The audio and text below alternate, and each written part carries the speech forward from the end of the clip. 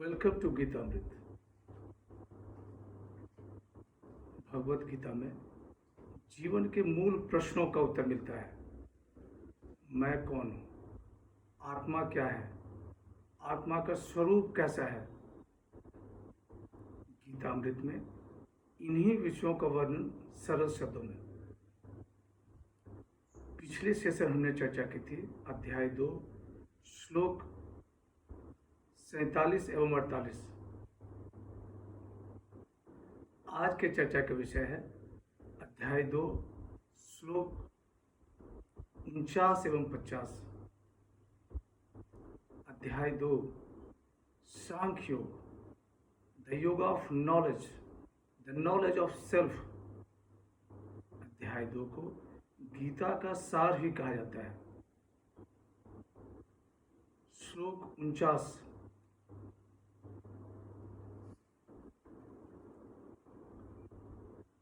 दूरेन हैयवरम कर्म बुद्धि योगा धनंजय बुद्धो शरणम निच्छ कृपणाः फल हेतवः। बुद्धि योग युक्त कर्म की अपेक्षा सकाम कर्म निकृष्ट हैं। इसलिए तुम बुद्धि योग की शरण लो। कर्म के फल की इच्छा रखने वाले दीन हैं। Actions with a motive of fruits of action is far lower than yoga of wisdom. You seek refuge in yoga of wisdom. Pitiable are those who seek fruits of actions.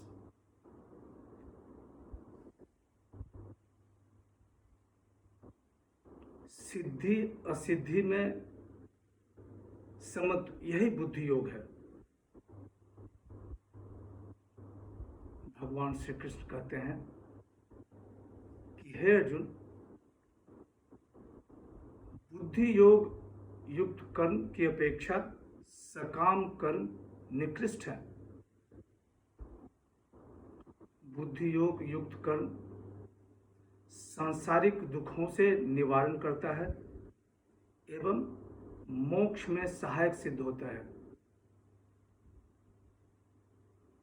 बुद्धि योग युक्त साधक निस्वार्थ कर्म करता हुआ आत्म साक्षात्कार का अनुभव करता है। वह परम आनंद की तलाश अपने भीतर करता है। इसलिए है अर्जुन, तुम बुद्धि योग की शरण लो।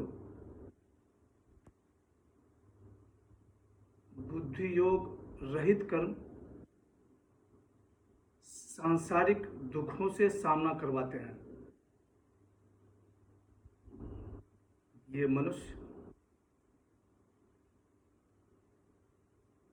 खुशियां सांसारिक वस्तु में तलाश करते हैं और जीवन मरण के चक्र में फंसे रहते हैं। श्लोक 50।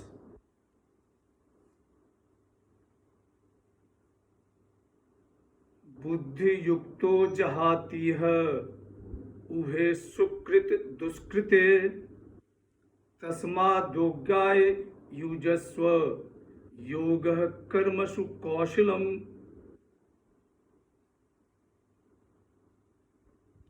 बुद्धि योग युक्त मनुष्य पाप और पुण्य दोनों का यही परित्याग कर देते हैं। इसलिए तुम कर्म योग की चेष्टा करो। कर्म में कुशलता ही योग है। One who is established in evenness of mind casts away good and bad deeds here. You strive for karma yoga. Skill in action is yoga. भगवान श्री कृष्ण कहते हैं कि हे अर्जुन, बुद्धि योग युक्त मनुष्य पाप और पुण्य का यहीं परित्याग कर देते हैं। वे हमेशा अपना कर्म परमात्मा के लिए करते हैं, और जो परमात्मा के लिए कर्म करता है वह पाप और पुण्य से ऊपर उठ जाता है। वह कर्म हमेशा उच्चतम ही नहीं श्रेष्ठतम करता है। श्री कृष्ण अर्जुन संवाद। अर्जुन कहता है कि हे माधव, मेरे सामने मेरे पितामह, मेरे आचार्य और मेरे बंधु खड़े हैं, इनके मृत्यु का कारण मैं कैसे बनूं? भगवान श्री कृष्ण कहते हैं कि हे अर्जुन, तुम कर्म योग की चेष्टा करो, कर्म योग की शरण में जाओ। कर्म योग से तुम्हें अच्छे और बुरे कर्म के अंतर में उसे अंतर करने में आसानी होगी, और तुम्हें निर्णय लेने में सहूलियत।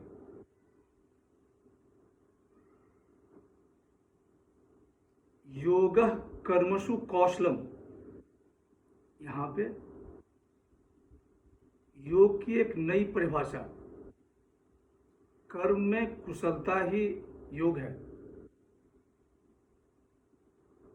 इसके पहले श्लोक 48 में कहा गया था, सत्वम योगः उच्यते। सिद्धि असिद्धि में समत्व, यही योग है। श्लोक 47 से श्लोक 53, यह बड़ा ही उपदेशप्रद है, और इसमें बुद्धि योग और कर्म योग की चर्चा है। बहुत बारीकी से इसको समझने की जरूरत है। चर्चा को अगले सेशन में और आगे बढ़ाएंगे। आज की चर्चा यहीं समाप्त करते हैं। ओम अस्तु मां सद्गमय तमसो मां ज्योतिर्गमय मृत्यो मामृतं गमय।